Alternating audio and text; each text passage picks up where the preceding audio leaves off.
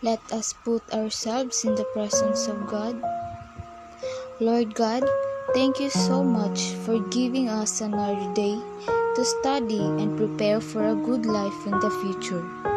Thank you for giving us the chance to continue learning amidst the pandemic, which caused a lot of changes in our lives. Bless our parents who work hard to support us.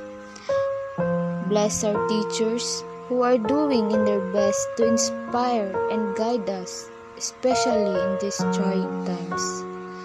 Lord, fill us with your wisdom, knowledge, and understanding.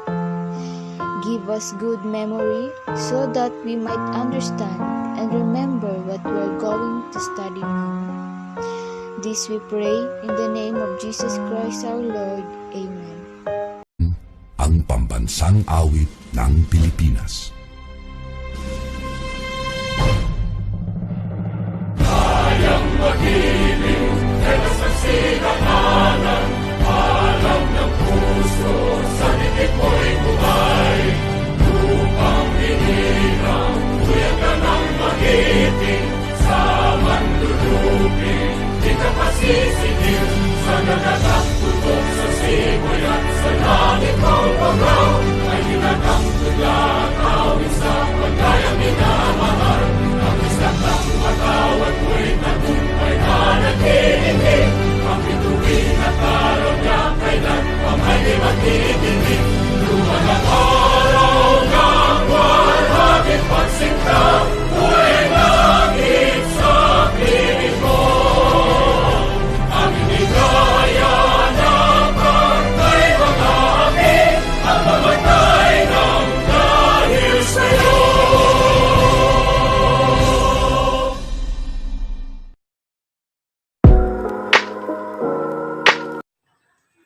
Good afternoon, Sir Ricky Pante. Good afternoon, classmates. This afternoon, we will have a discussion. This discussion will focus on Lesson 1, Productivity Software Application for Language Teaching, and Lesson 2, Student Sample, Project Using Open-Ended Tools.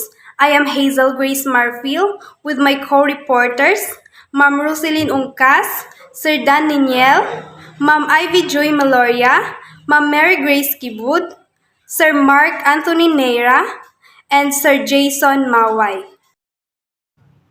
In Lesson 1, Productivity Software Application for Language Teaching and Learning, here are the learning outcome or the objective. At the end of the lesson, the student should be able to identify uses to productivity software application in the teaching learning of language. Next, share experience in using productivity software application as a language learner. Next, explore samples of documents, presentation, and spreadsheets that were used in delivering plans for language, and report new open-ended tools or productivity software application that are beneficial for language learning. In Lesson 2, Student Samples Project Using Open-Ended Tools, here are the learning outcome or the objective.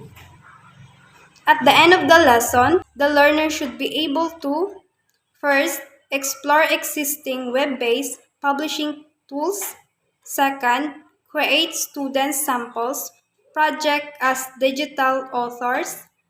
Next, analyze some articles on the use of digital storytelling. Next, create a digital storytelling output using storytelling software. Last, publish digital stories using some storytelling apps explored in class, guided by publication requirements or laws.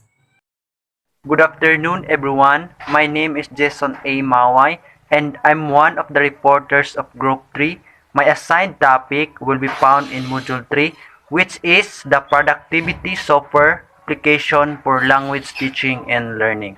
So, let us first discuss the open-ended tools and their uses in teaching and learning language skills. When we say open-ended tools, These are the ICT tools that are very useful in terms of teaching and learning. This can be used by the teachers and students as well. Like for example, computers, laptop printers, software programs, Microsoft Word, PowerPoint presentation, Excel, and so on. So according to Palmer 2015, teachers need to demonstrate 21st century characteristics to be able to meet the demands of the 21st century learners. So, we all know that our generations today is more on existing innovative technology.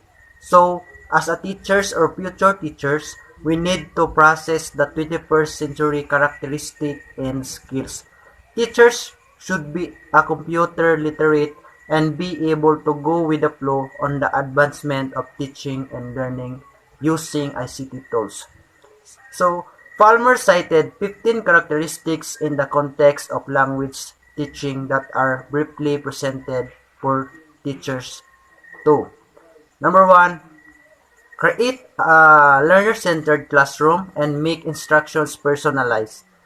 So, as a teacher, you should always think the involvement of your students inside the classroom because it gives them the opportunity to decide what they learn and how they learn it. For example, students' collaboration or groupings.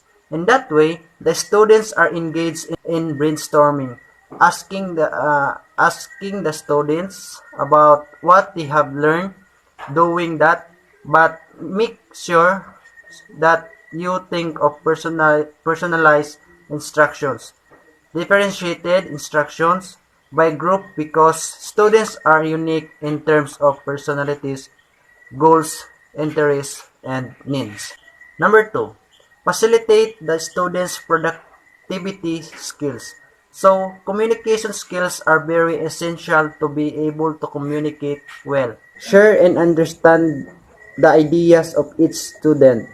So, by that, teachers should enhance the communication skills of their students by reporting, oral recitation, and even showing or viewing them videos or movies that are related in discussions for them to enhance their language proficiency. Number 3, learn new technologies. So, just like what I've said earlier, we are now in the 21st century. As a future teachers, we need to learn new technologies for it is very important in teaching and learning.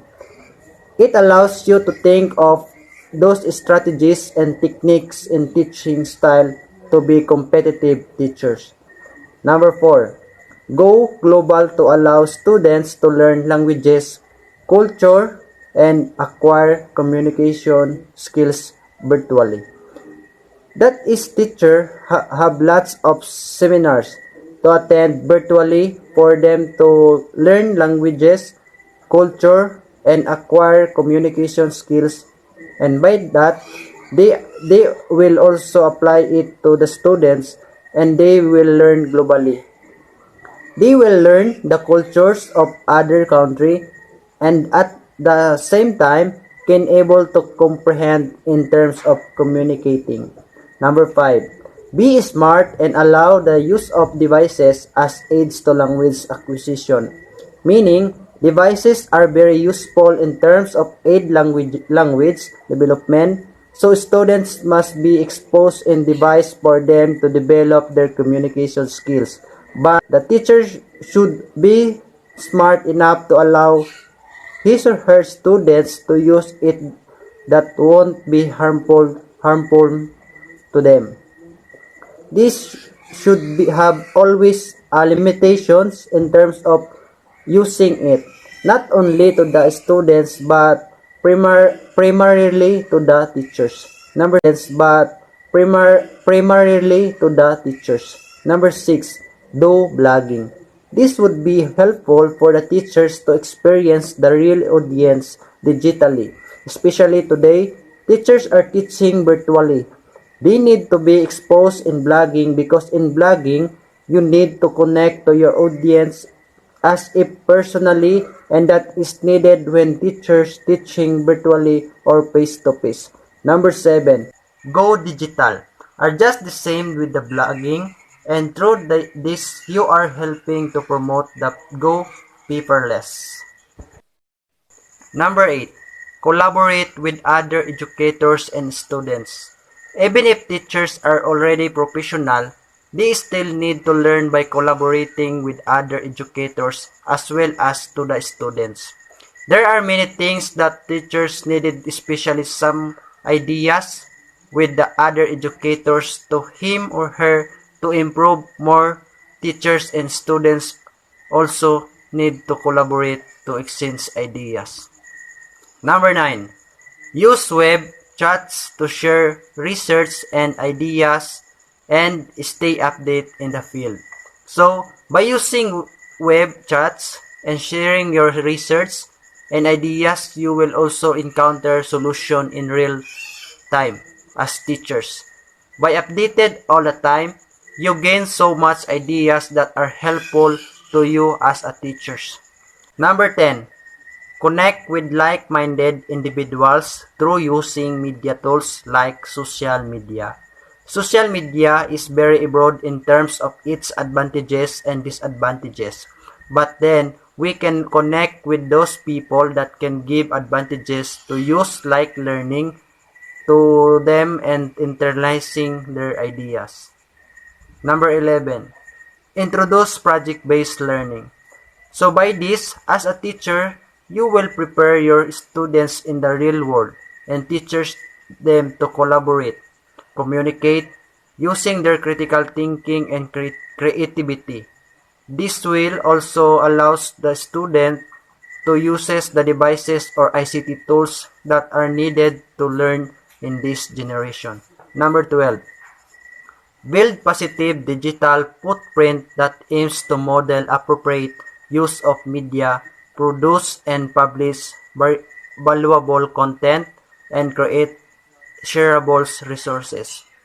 As a teachers, you need to inform your student to always acknowledge the thoughts, ideas of others, because if not, it will be charged as plagiarism.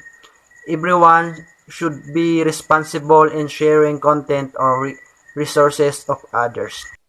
Number 13, code as it is today's literacy, which help boost students' writing skills as the feeling of writing a page with HTML is amazing.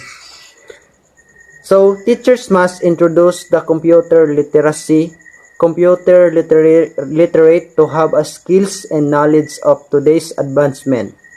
Teachers must practice the basic use of Word, Excel, PowerPoint to the students to access and manipulate digitally. Number 14, innovate to expand their teaching toolbox for the sake of their students. Teachers must also be innovative when it comes to involving the students in social media platforms.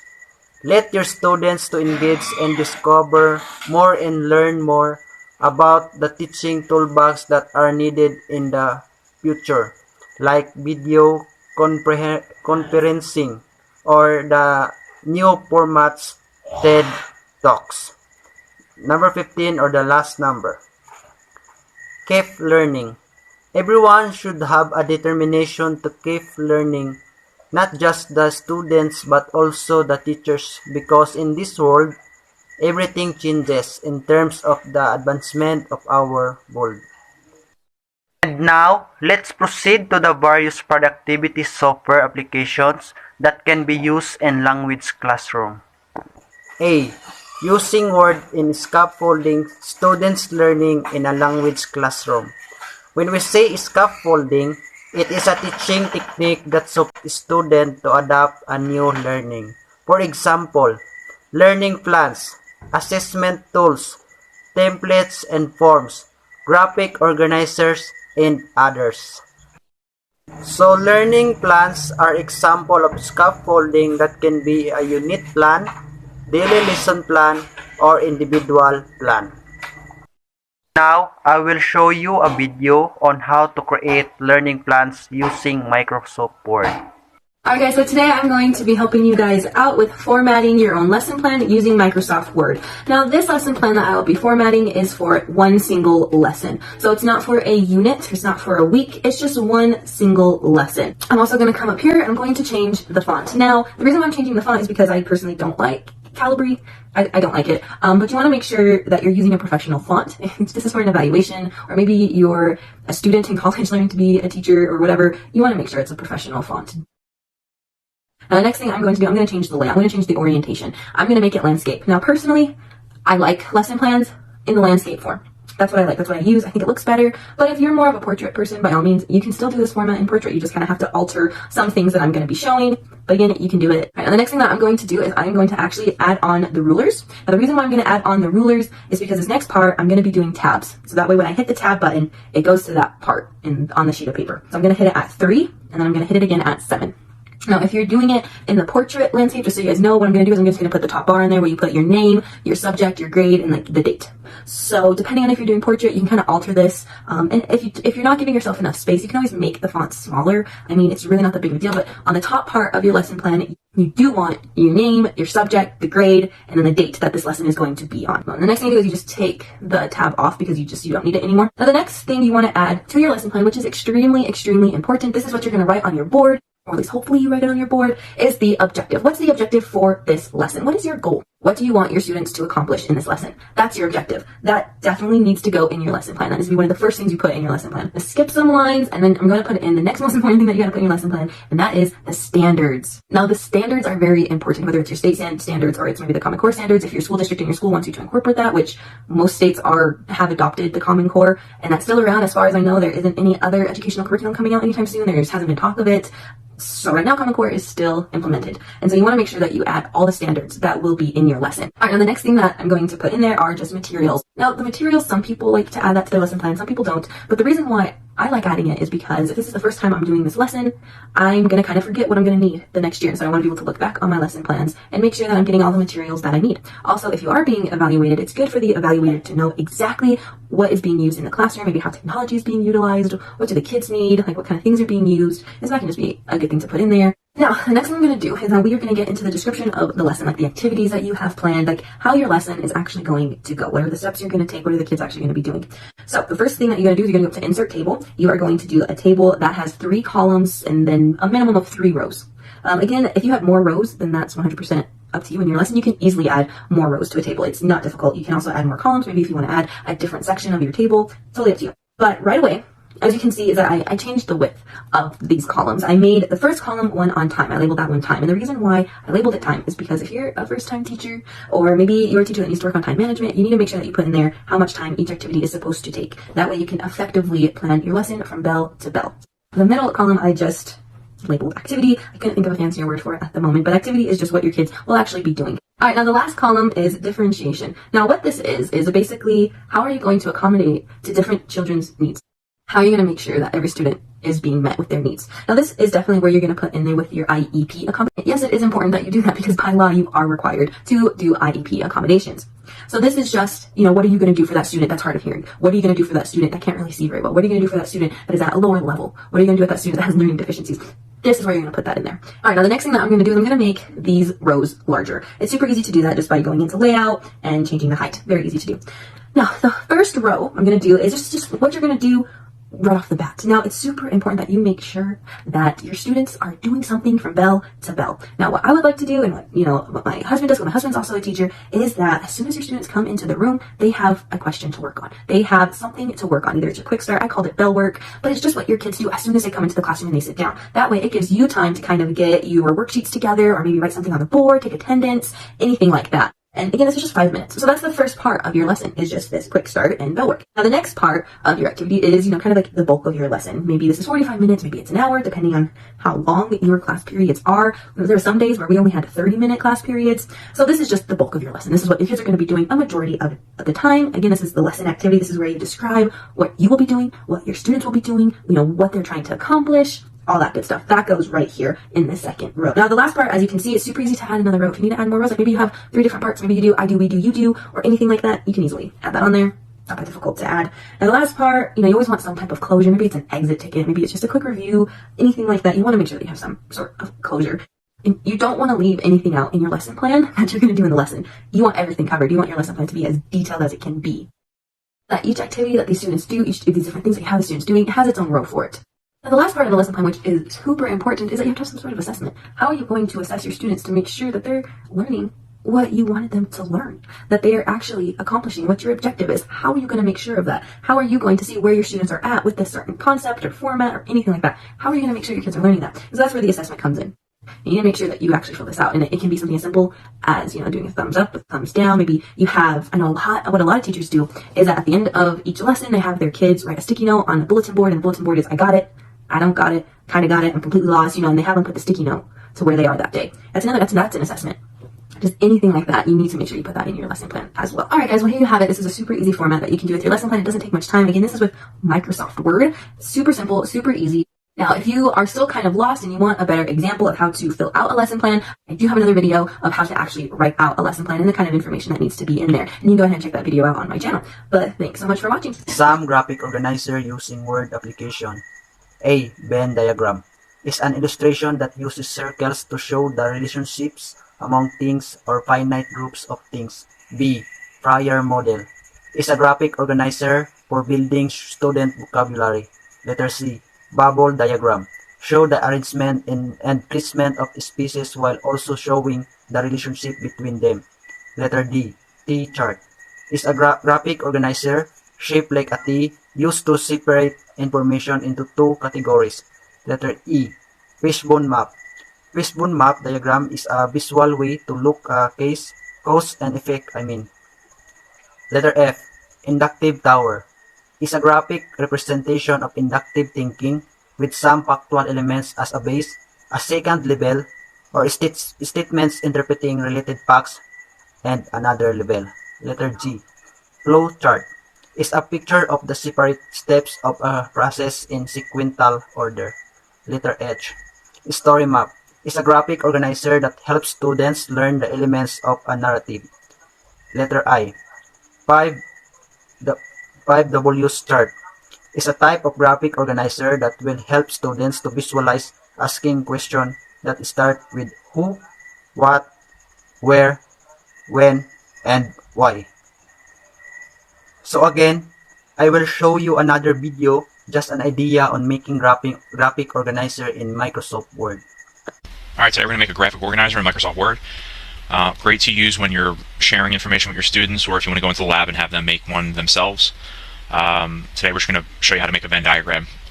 So we're going to go up to, we're on the home page, or we have a blank document. We're going to go to the Insert tab, and we're looking for Smart Art. And you'll see once you click on Smart Art, they categorize the graphic organizer. So there's at least 100 different things you can do in here. We're going to go down to relationships. And at the very bottom here, there's a Venn diagram. And you can add as many circles to this as you want. Most people are more familiar with something like this. So if we did something between character relationships, we could put two characters' names in here. And we can begin to add different characteristics they have in common and differences and whatnot.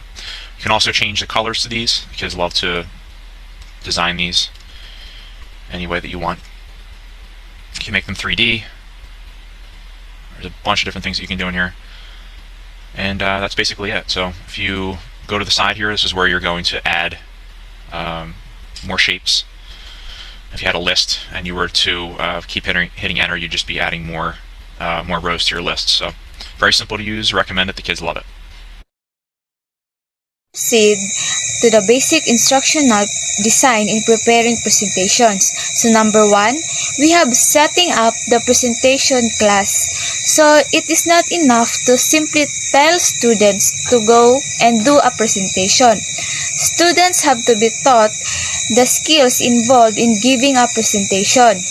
So this can include such things as when to use eye contact, how to organize a presentation, how to connect with an audience, how to use body language and manage time, and last, and how to construct an effective PowerPoint presentation. Since oral presentations involve multiple communication and language skills, it is important to focus on the specific presentation skills that are needed to present in front of others. So this included things like voice projection, eye contact, and the use of gestures. Number 2, organization of the presentation. Proper organization of information is one of the most important competencies that must be developed among students. Hence, before beginning to work on developing presentation, it is important to understand the genre of oral presentation. There is a need to learn how to separate the presentation into meaningful sections and present each section separately to reduce the cognitive work that is required in the presentation. Number 3, presentation skills. It's developing oral presentation is very important to consider in developing oral presentations, to spend time to consider the macro and micro skills that are needed. So these micro level skills include the genre specific language items such as the vocabulary and grammar that students need to be successful in oral presentation. So these items are important to the students for 2 reasons. So first of all, they allow students to be successful when they are presenting in the class. Secondly, the language and grammar that students learn in the course of giving a presentation will be useful for them in other situations that involve spoken English. So that's according to Turnbury 2005. Number 4, the use of visual aids. Visual aids are an important part of our presentations. Why? Because they provide support for both the speakers and listeners during the presentation. Visual aids can be used to give more details about the topic. So it helps the audience members to understand what is being said and act as a concrete reminder of the message for both the audience and the presenter. The type of visual aid used can vary depending on the topic of the presentation. Visual aids help cater to different learning styles, and some of the students who are not savvy at paper-written presentations are motivating at using presentation software applications. So in language learning, it helps students who are comparatively weaker at acquiring a language to be motivated to participate in the presentation and become valuable members of their groups, which help to facilitate a more positive group dynamics. Number 5, performing self-reflections. The final stage of each oral presentation involves students writing a self-reflection of their presentation. So through this activity, writing skills are further enhanced together with the ability of the students to do self-reflection. Using spreadsheets in language learning. So when we say spreadsheets, this is very helpful in introducing some lessons in language courses. So through these spreadsheets, one can teach with tables and charts, make a table in a graph, computer students' grades.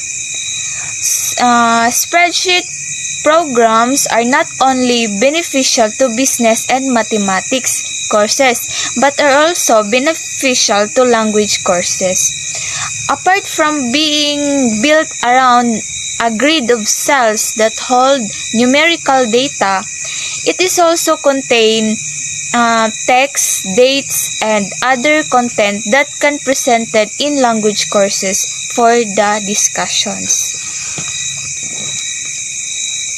So we have the following essential ideas that teachers may consider when employing spreadsheets in the language classrooms.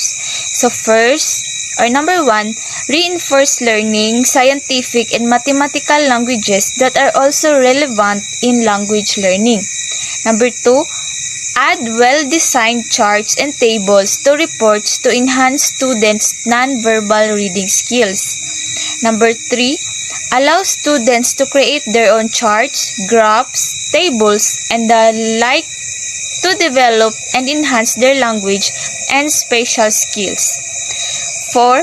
Give students completed chart and see if they can reconstruct underlying worksheet. So dito, this goes a long way toward helping them to understand the relationships between the data and the chart. Number 5, require that language reports and research papers contain some type of chart to help support their findings. We need to encourage them to look for samples from the World Wide Web.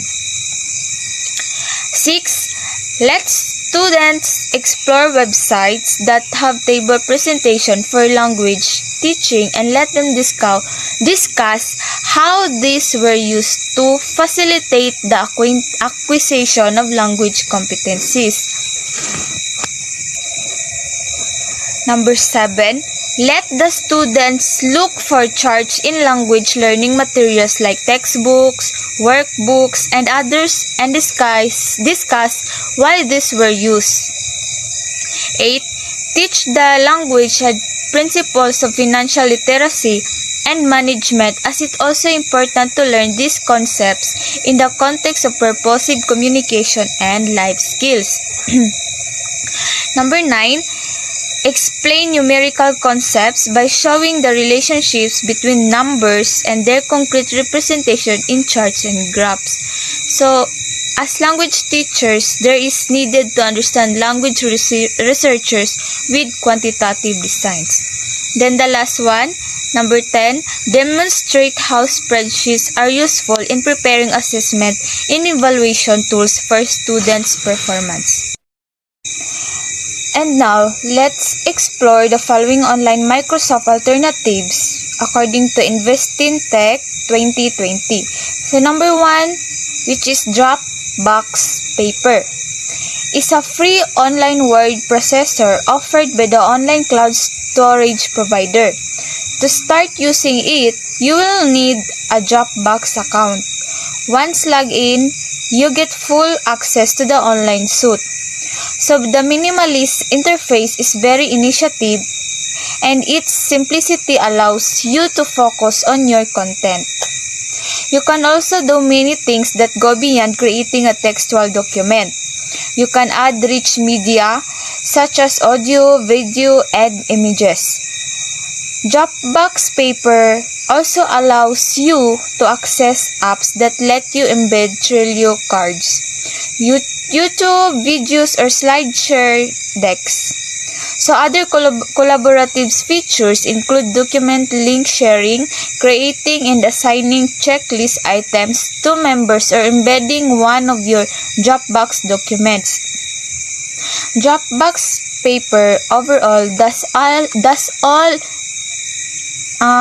an excellent job at creating dynamic documents you can share and access online. Hello everyone, I am Hazel Grace Marfield and I am the first reporter in Lesson 2, Student Samples Project using Open-Ended Tools. Simply knowing the principles of ICT pedagogy integration is not enough to make learning efficient and meaningful. Moreover, an effective and efficient technology-supported lesson does not only end with having a well-designed learning plan. This means that there is a need to prepare all the learning tools and materials articulated in the learning plan, and this must be ready for implementation. So this lesson aimed to ensure that after you were able to clearly identify the coverage of your learning plan, and after clearly identifying the documents, materials, and presentation that you need to prepare. You will be tasked to develop students' samples presentations and teacher presentation to support the implementations of your learning plans. So in doing these activities for this specific lesson, you will be able to come up with well-designed presentations and documents. By these documents, you will be able to make the teaching and learning of language, motivation, and fulfilling. So you need to study some principles behind creating or developing documents and presentations. So using the productivity software application or open-ended tools. Students as digital authors. As the quality of authoring software increases as you are exposed online learning, but proper for you as would be facilitators of learning to explore and understand some principles and guidelines to help your future students, authors, or writer digitally. You may also facilitate some online language courses for any distance learning or blended learning that required digital authoring. Digital tools or platforms are becoming ever more integral. Digital tools and platforms are becoming ever more integral to our personal and working lives. Digital learning as a students increase access to education and knowledge, while empowering students with mindset and capabilities that set them up for success in their present and future. So language learning via web publishing, language skills can be fully developed by allowing students to communicate through the internet. So this may take place when the students or the class will be required to post a story or product on the bulletin boards or web page. Next is there are two ways to contribute any author documents to the World Wide Web. First, with the Advent ready-made website that are meant to invite and encourage contributors to share their author stories, research, commentaries, and the likes. Students may publish their work by submitting their project or this website. Second, the student may create their own web page because there are a lot of free apps for web page development, or they may place them on their institution official website. So the following are the examples of existing websites that inspire students to submit their authored project. So to help you submit your authored project in the existing website, you may search for these sites that are designed to highlight students' stories, literature, works, and other academic writing. The Diary Project. So this digital authoring website encourages students to contribute their narration or daily diaries with different themes required by the website. Some of the themes or topics can be on school activities, relationship, family, managing stress, and others. Encouraged to read entries from youth around the world and author a diary project. There are thousands of entries in 24 categories posted in the diary project site. Topics about the entries provides in the website, or just want to read other diary entries, you may visit diaryproject.com and click on website entry to write your own. It must be noted that the diary project is monitored by a team of adult and teens who read all the materials that is sent to the Diary Project website. Cyber Kids. The mission of Cyber Kids is to provide a voice for young people on the internet. It accomplishes this by publishing original creative by kids age 7 to 12. Global Show and Tell. It presents some list of online publishing tools, opportunity for those students who are looking for the online publishing to publish their works. And the last is Atavis.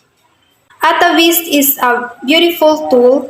It was founded in 2001 on the heels of what we once called the death of long form. As you can imagine, it's highly visual. It's a drag editor for creating beautiful online publication. Atavis is very beautiful opportunity for students. They can submit assignment with visual flair, get them doing presentation and online journaling with these tools. It is also support bigger writing projects. If they're feeling ambitious, they can promote and say work if they wish.